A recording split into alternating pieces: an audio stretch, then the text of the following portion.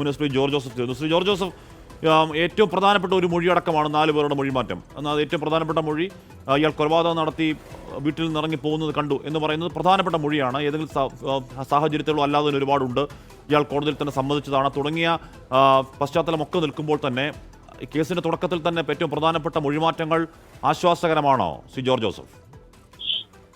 അല്ല, തീർച്ചയായിട്ടും കേസിനെ ദൂഷ്യം ചെയ്യും പോലീസ്. കാരണം പോലീസ് ആദ്യത്തെ കൊലപാതകം കഴിഞ്ഞിട്ട് ഭയപ്പാടോടെ ആണ് കൊല്ലപ്പെട്ട ആ സ്ത്രീയുടെ ഭർത്താവും അമ്മയും. അത് പോലീസിനെ അറിയിച്ചിട്ട് കേസെടുക്കാൻ തന്നെ പോലീസ് എന്ത് താമസിച്ചു? ആ പെങ്കൊച്ച് മകള് അവിടെ കൊണ്ട് റിട്ടേൺ പരാതി കൊല്ലപ്പെട്ട അപ്പനുമായിട്ട് കൊടുത്തിട്ടും പോലീസ് നടപടി എടുത്തില്ലോ. ഇവനെ അന്നേരം തൂക്കണ്ടായിരുന്ന ചെയ്തില്ലല്ലോ അവരാരും. അപ്പം ആൾക്കാര് മൊഴി മാറ്റുന്നതിൽ അത്ഭുതപ്പെടാനില്ല. കാരണം അവർക്ക് അവരുടെ ജീവനാണ് വലുത്. അതുകൊണ്ട് അവർ മൊഴി മാറ്റും. അപ്പൊ പോലീസ് ചെയ്യേണ്ടത് എന്താണ്? ഇനി പോലീസിന്റെ ഭാഗത്തുള്ള വീഴ്ച കൊണ്ടാണ് ഇവർ മൊഴി മാറ്റുന്നത്. അവർക്ക് സുരക്ഷിതത്വം കൊടുക്കാൻ വേണ്ടി അവിടുത്തെ പോലീസിന് കഴിയില്ല. പരാജയപ്പെട്ടു പോലീസ് ആ കാര്യത്തില്. അതുകൊണ്ട് ചെയ്യേണ്ടത് അവിടുത്തെ രാഷ്ട്രീയക്കാരെയും സാമൂഹ്യ പ്രവർത്തകരെയും അവരുടെ ആ ഒരു അസോസിയേഷനുള്ള റെസിഡൻസ് അസോസിയേഷൻ എല്ലാവരും ഒത്തുചേർന്ന് അവർക്കൊരു കോൺഫിഡൻസ് കൊടുക്കണം ഈ മൊഴി മാറ്റിവെക്കുന്ന 4 പേർക്ക്. എന്നിട്ട് അവരുടെ മൊഴി കോടതിയിൽ പോയി അത് 164 CRPC അനുസരിച്ച് അത് റെക്കോർഡ് ചെയ്യണം. ആ മൊഴി ഇപ്പോഴേ റെക്കോർഡ് ചെയ്യണം. അപ്പൊ അതുകൊണ്ട് അത് സമയമാകുമ്പോൾ തീർച്ചയായിട്ടും അവർ കാലുവാരും ഇപ്പോഴേ തന്നെ മൊഴി മാറ്റി. അത് അവരുടെ ഭയം കൊണ്ട് അവരെ കുറ്റപ്പെടുത്താനും പറ്റില്ല.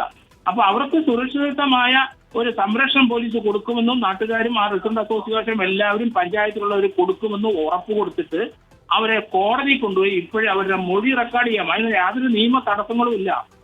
അത് ഈ ഒരു പറയേണ്ട വിവരങ്ങൾ 164 CRPC പഴയ അനുസരിച്ചുള്ള BNS നിയമ വകുപ്പ് വ്യത്യാസം ഉണ്ടാവും. അത് കോടതി കൊണ്ടുപോയി ഇപ്പോഴേ മൊഴി കൊടുക്കുക. അവർക്കൊരു കോൺഫിഡൻസ് കൊടുക്കുക. എങ്കിൽ മാത്രമേ ഇത് അല്ലെന്നുണ്ടെങ്കിൽ കണ്ടവരാരുമില്ല. ഒരു സർക്കംസ്റ്റാൻഷ്യൽ എവിഡൻസ് മാത്രമേ ഉള്ളൂ ആ കേസിനകത്ത്. അത് തന്നെയല്ല, നേരത്തെ ഒരു മർഡർ ചെയ്തവന് ഇപ്പൊ 2 എണ്ണം കൂടെ ചെയ്യും. ഇനി ഒരു മർഡർ പുഷ്പ ചെയ്യാതെ നിരാശപ്പെട്ടിരിക്കുകയാണ്. പുഷ്പ മാത്രമല്ല, മരുമകൻ പോലീസുകാരനും ചെയ്യുമെന്ന് പറഞ്ഞിട്ടുണ്ട്. അവൻ ഒരിക്കലും ഒരു ദുഃഖം ഉണ്ടാകത്തില്ല, ഒരു മനംമാറ്റം ഉണ്ടാകത്തില്ല ചെന്താമരയ്ക്ക്. അതുകൊണ്ട് അയാളെ തൂക്കിക്കൊല്ലുക തന്നെ വേണം ഈ കേസിനകത്ത്. ഇങ്ങനെയുള്ളവരെ സമൂഹത്തിൽ ആവശ്യമില്ല. ഇങ്ങനെയുള്ളവരെയാണ് തൂക്കിക്കൊല്ലേണ്ടത്. അത് 10-20 വർഷം അത് പെൻഡിങ് ആയാലും ശരി, തൂക്കക്കൊല്ല തന്നെ വിധിക്കണം. അതിന് ഈ സാക്ഷികളുടെ മൊഴി വളരെ പ്രധാനമാണ്. എന്തായാലും ഇപ്പോൾ വരുന്ന 8 പേരുടെ രഹസ്യമൊഴി രേഖപ്പെടുത്തുമെന്നുള്ളതാണ്. ഭാവിയിൽ മൊഴി മാറ്റാനുള്ള സാധ്യത കണക്കെടുത്താണ് നീക്കം. ഓർത്തു നോക്കണം പ്രിയപ്പെട്ട പ്രേക്ഷകർക്കറിയാം, ഒരു കൊലപാതകം നടത്തുകയും ആ കൊലപാതകത്തിൽ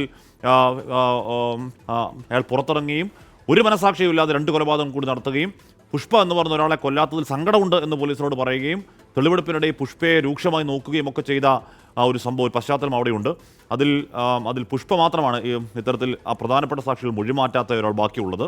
ബാക്കി 4 പേർ മൊഴിമാറ്റി. നേരത്തെ ജോർജ് ജോസഫ് സാർ പറയുന്നത് പോലെ അവരെയും ഈ കുറ്റം പറഞ്ഞിട്ട് കാര്യമുണ്ട്. കാര്യം ഇത്രത്തോളം ഒരു നരാധമനായ ചോര കണ്ട് അറപ്പുമാറിയ ഇനിയും കൊല്ലണം എന്നാഗ്രഹിക്കുന്ന ഒരുത്തൻ ഏതെങ്കിലും കാലത്ത് ജയിലിൽ നിന്ന് പുറത്തേക്ക് വരും, തങ്ങളുടെ ജീവന് ഭീഷണിയുണ്ട് എന്ന് അവർ പേടിച്ച കുറ്റം പറയാൻ പറ്റുമോ? വിശ്വാസം കൊടുക്കേണ്ടത് പോലീസാണ്.